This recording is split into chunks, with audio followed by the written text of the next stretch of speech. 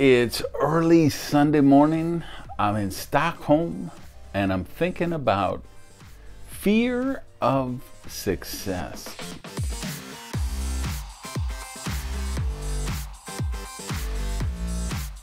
Hey guys, Randy Gage here. Want to welcome you to another episode of Prosperity TV. And I'm coming to you from Stockholm. Stockholm is just one of the most beautiful cities in the world. And it's I'm in Old Town where it's all canals. You're basically floating around on canals, all these streets. One of my favorite places for creative energy, because I did one of my first Breakthrough You Mastermind Council retreats here.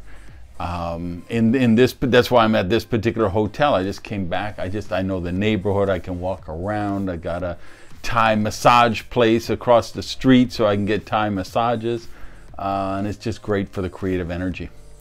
So anyway, I was here speaking at an event, and at this I did I don't know, like 3 leadership programs before, and then a keynote on the opening day and the closing keynote I'll do today.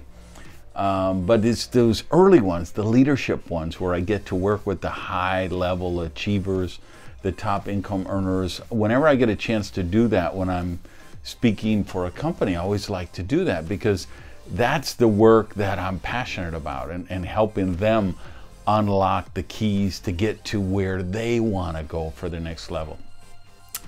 And one of the things I told the first room, which is the top income earners in the world, and these people are they're in the top 0.5% of income worldwide, and they still get stuck. They still get plateaus, and I know it's not fear of failure, because they got over that craziness a long time ago, right? They've been there in the cauldron. They know the formula that when they do the work in their business, when they do their work on themselves, the breakthroughs happen, the results happen. I think it's about fear of success. And so I blogged about it last week, and some people are like, are you crazy? How can you say people like that have fear of success? But they do. I see it over and over. Even because, you guys know, I have worked with billionaires. I have worked with elite athletes. I've worked with some of the high-level performers in many, many different fields.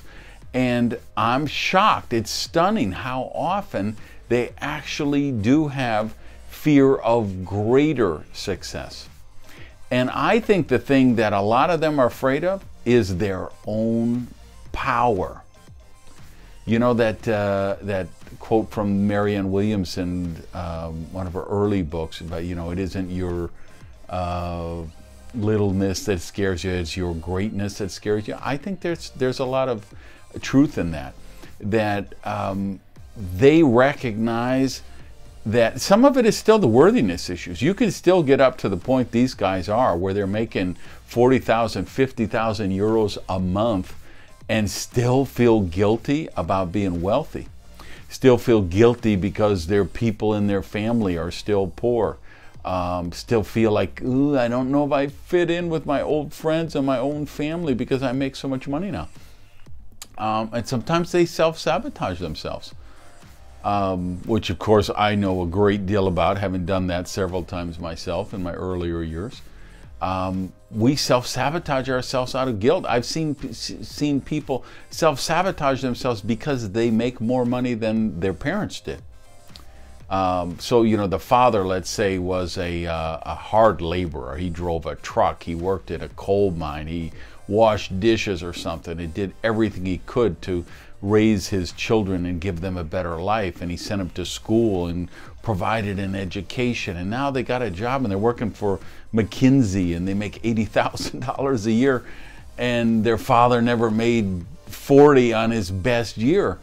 And they see their father as the salt of the earth and the giver of all the great life they have, and they feel guilty that they're sitting in an office with a company car and an insurance plan and paid vacation, and they sabotage themselves sometimes. And the other thing I see with high-level achievers is They are such extraordinary people, and they know the greatness that they possess, and they're cowed by that. They're daunted by that. They're afraid they're going to be a supernova and burn out, or they're afraid that their life's just going to get too complicated. That they know that when they really put down on that accelerator, instead of right now they're kind of driving 2 feet, one on the brake, one on the accelerator, and they know if they let off the brake and really put that pedal to the metal, that their life's going to get very complicated. They're going to have to be a little breathless to keep up with themselves. They're going to have to challenge themselves. Life's going to get more complicated. And sometimes we just say, you know, I've got here, I'm comfortable, I'm not hungry, I don't need the money, I don't need the accolation, I don't need the whatever, and I'm in a nice little comfort zone, so maybe I'm just gonna ease up for a while. And you know what, we all do that from time to time.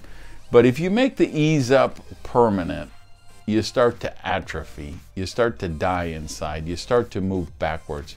So it's really important that you tap into the greatness you're really capable of and really allow yourself to unleash, and let the world be damned. Let your friends, your old running buddies be damned. You've got to be the highest possible version of yourself.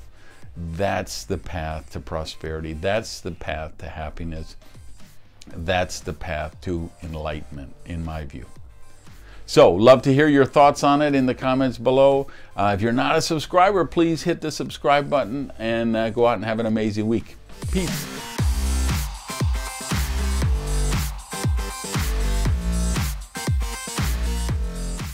All right, heading back to MIA tomorrow, and then the Gotham City right after that. So I'll get you a show for one or the other for next week. See you then.